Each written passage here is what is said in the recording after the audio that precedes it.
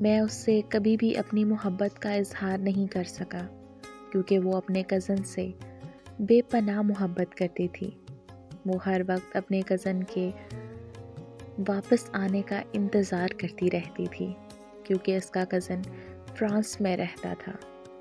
وہ مجھے اپنا بیسٹ فرینڈ سمجھ کر ہر وقت مجھ سے اپنے کزن کی باتیں شیئر کرتی رہتی تھی، جبکہ مجھے اس چیز سے بہت جیلسی ہوتی تھی اور میں دل ہی دل میں دعا کرتا رہتا کہ ان کا بریک اپ ہو جائے۔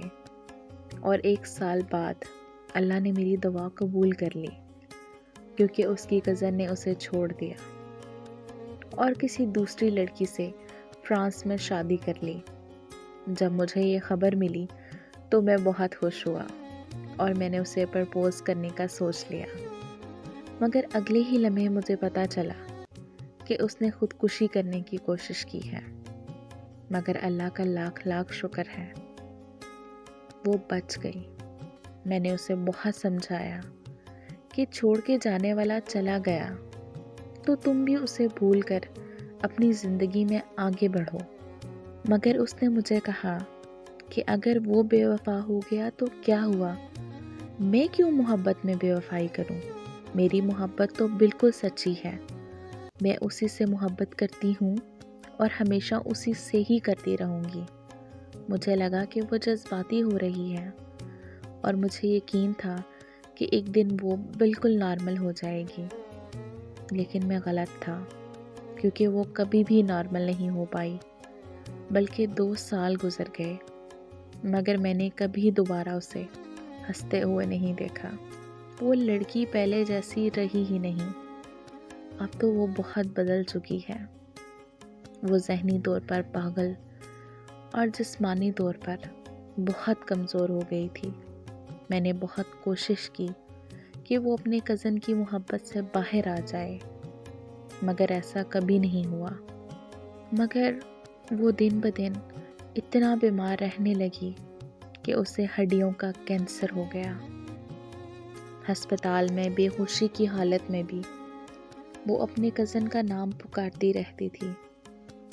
میں نے اس کے کزن کی فون کر کے بہت منتیں کی کہ ایک بار پاکستان آ کر اس سے مل لو، مگر اس نے صاف صاف انکار کر دیا۔